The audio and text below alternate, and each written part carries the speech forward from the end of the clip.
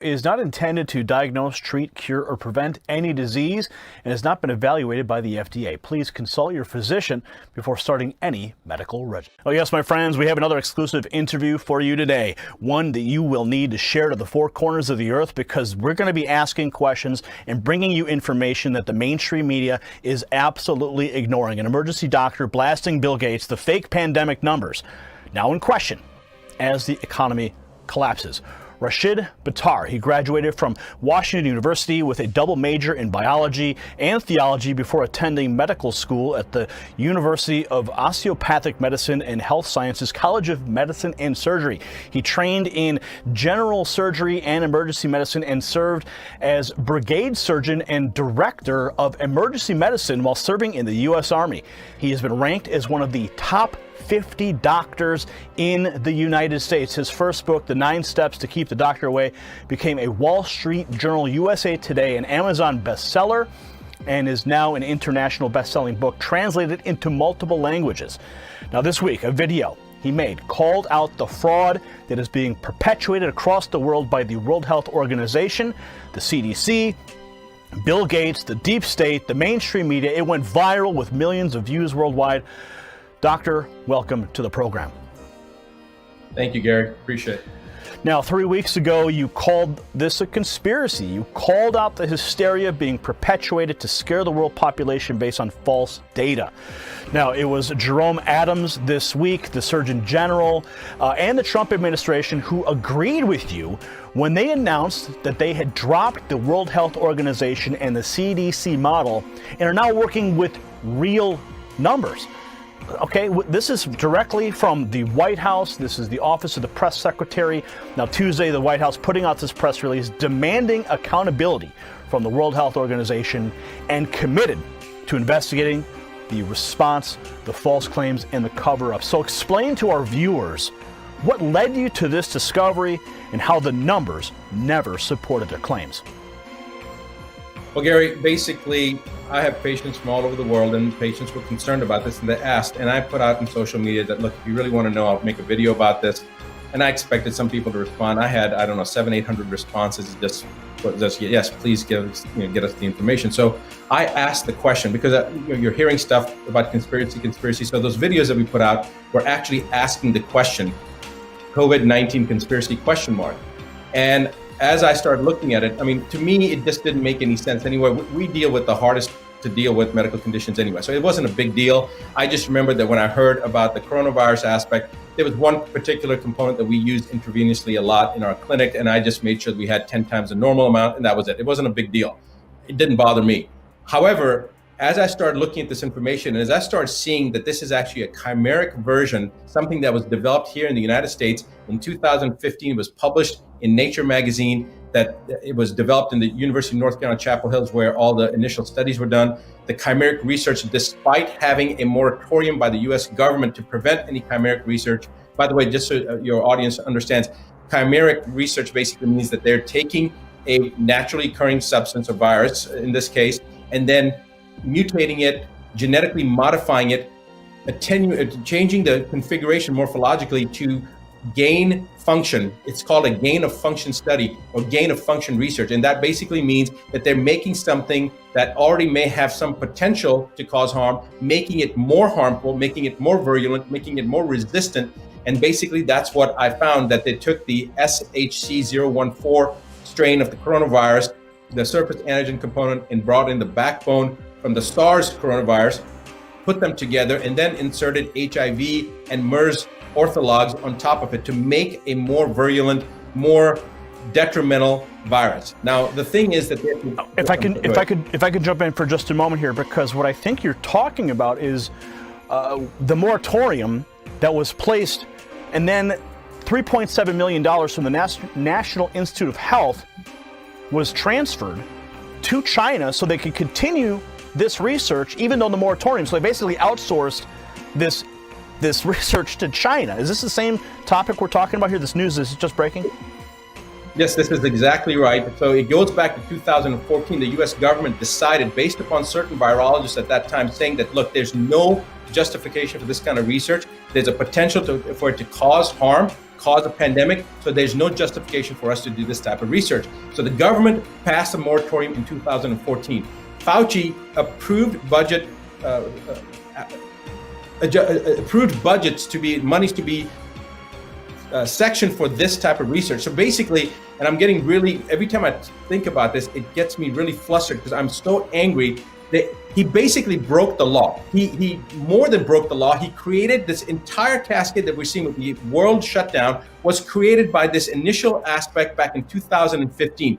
He broke the law. He went against government moratoriums. He took taxpayer money and he funded research that has now led to the COVID-19. In 2017, he was documented at Georgetown University saying that there will be a pandemic that this presidency will face, that this term will face. How did he know that in 2017 that something was going to happen in 2018, 19, or 2020?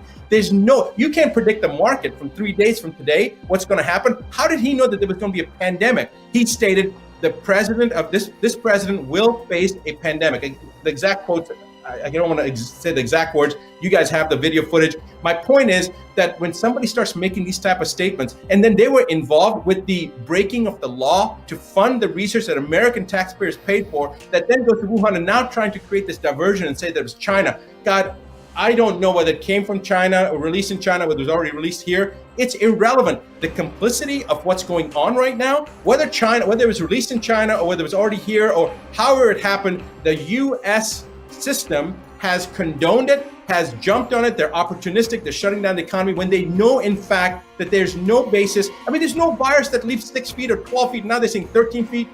Complete misinformation. And I'm sorry that you've pulled the chain on me right now, but the mainstream media, when the Surgeon General came out and said that basically the Gates model, the Fauci model, the World Health Organization model was not going to be followed anymore, and they were going to look at the actual data, the actual numbers, the mainstream media didn't respond at all. All they said was, it seems like we're going to be going to 2022 before people can assemble together. That's what ABC put out. And Fox, or was it New York Post put out, it seems like that the 6 feet of social distancing is not going to be sufficient. It needs to go to 13 feet. There is no virus, bacteria that jumps 13 feet. It defies every logical aspect of science and medicine. And what really, really pisses me off is that there are thousands, tens of thousands of doctors and scientists out there that know that this is a fraud, and they're not saying anything. Either one, they're scared of social ostracization because they're going to be called out, or social shaming, or they're afraid of that they're going to lose their license. For God's sake, this is changing the planet, and every scientist and every doctor that knows this to be a facade needs to open their mouth and speak. There is every aspect of science has just been literally picked up, thrown in the toilet and flushed down. It's like everybody's ignoring it. The fundamental aspects of how the human system works is being ignored. Physiology is being just put in the garbage bin. Every aspect of virology and infectious disease is being ignored. Koch's postulate has been ignored. Every aspect. Then you've got false positives coming from testing that we know is not adequate, and then the testing that they are doing, like the RT-PCR, the real-time polymerase chain reaction testing, that's already been shown. It was actually the guy who developed it in the 1980s, Mullis, said that you cannot use this testing for diagnostic purposes. You have to use it only for the where something has a genomic sequence that's already been identified. You can't use it for diagnosis.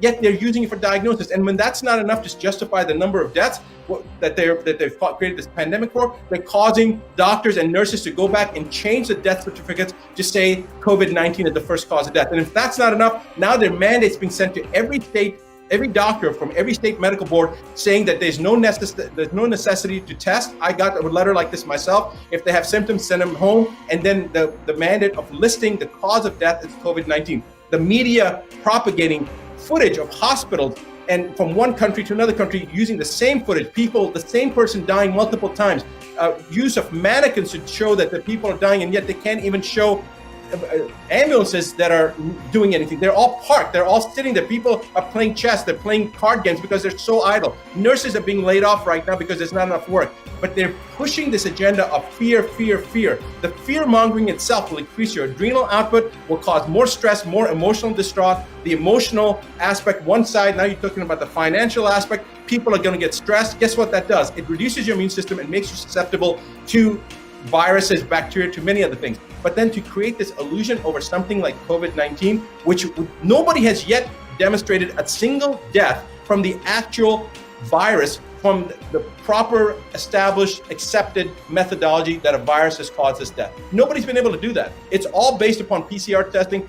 And Gary, I don't know whether you know this or not, all the way back to 1984, all the way up to now, 2018, there are multiple studies that show that if you've had the flu shot, especially the trivalent flu shot, false positives on COVID-19 testing. God knows what's been injected into people over the years. They really want to know cause of death. I want to know how many of these people that are supposedly died from COVID-19, which, by the way, still the numbers are less than the seasonal flu. The number of deaths are still less than the seasonal flu. But I want to know how many of these people that died of supposed COVID-19 actually had a history of a vaccination, an adult vaccination in the last 10 years. That's what I want to know, because the studies clearly show that if you've had a flu shot, you're going to test positive for COVID-19. So you got all this other stuff that's going on. They can't justify the numbers, so they're going to change the death certificates. They can't justify the numbers, so they're going to take different footage of different people and then attribute that to COVID-19. They just had, CBS had that nurse that was crying, saying, please give me a face mask so that I can take care of people, and I don't want to risk my family getting them infected. And then they find out that hasn't worked in a hospital in a year and a half, and she's some kind of a social media model. The amount of misrepresentation, deception, diversion tactics to keep the public from knowing the truth, it's just unbelievable. I cannot believe. So let's take it back to what you said at the beginning of this fascinating statement you just made. I mean, I'm blown away, and our viewers are right now. But so we're going to take this back.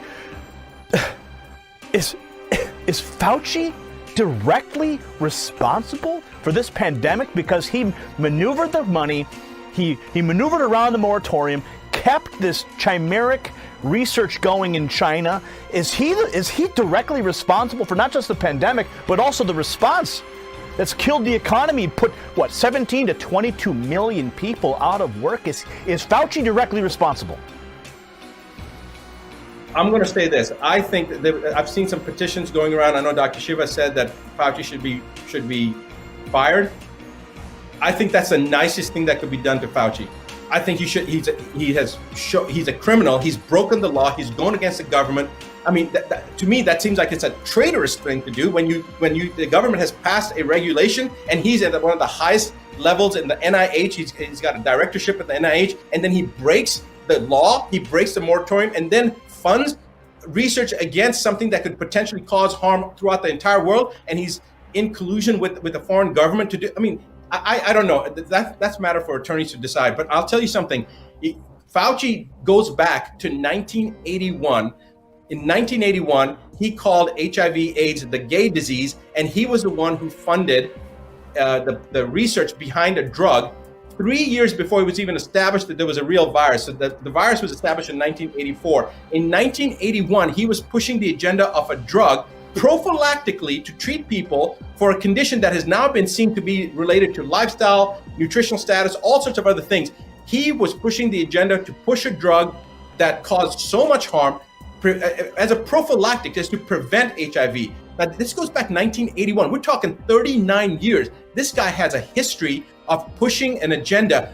Here's a question that I want to ask you, Gary. Forget about the audience for a second. I just want to ask you a logical question. So here's the president, regardless of whether you are for the president or against the president, forget about that. The man is elected. He's the president of the United States, and it is our responsibility as citizens to follow the directive of our commander-in-chief. Whether you agree or disagree, that he went through the process, he got elected. So get off that bandwagon, people, and stop making a big deal between the Democrats and Republicans. He's a president. He deserves our support. But now the president comes out and says there's a drug called hydroxychloroquine, which has been on the market for God knows 50, 60, 70 years, and another drug, Zithromax, which has been, it's a macrolide that's been around for at least, that class of drugs has been around for at least 70, 80 years. Maybe Zithromax has been around for, 20 years, whatever the case is. These are established drugs. They're safe drugs.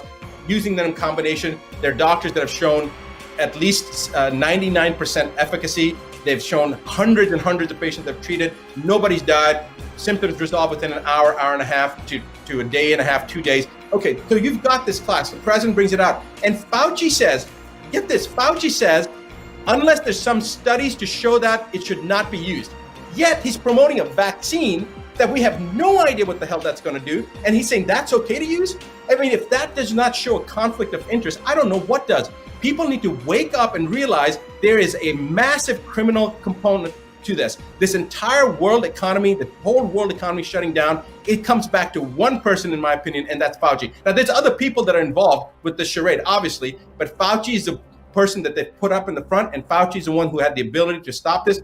Fauci has told a friend of mine, Judy Mikowitz, who I was doing an interview with just about an hour earlier, she went to jail and spent 5 years. She was threatened by Fauci 10 years ago when she came out to say that the viral studies and the research that she had done, and she was in charge of doing the research in Ebola to make it more virulent. The gain of function studies on Ebola, she was responsible for that. When she realized the stuff that she had developed and the stuff that she was researching was being used for nefarious purposes, and she was going to be a whistleblower, her career was threatened, and more, her life was threatened. She refused to back down. She went forward, and guess what they did? They framed her and they put her in jail for 5 years. She's got a book that came out today, I believe it's called Plague something. Just came out today. I'm telling you right now, Fauci, it can all be traced back to Fauci, but Fauci is just one of the players. There's other people, and you can start looking at what the agenda is. It's wide open. Anybody can go in and do their own internet search. They just need to open their eyes, they need to open up their mind, and they need to be married to no decision or outcome. Just look at it for yourselves, people. You've got your brains, use your own brain, come up with your own sequence of events, how it happened, do the research, and you will, if you're following a logical sequential thought pattern, you'll come to the same conclusion. There's no way that you can come up to any other conclusion. All roads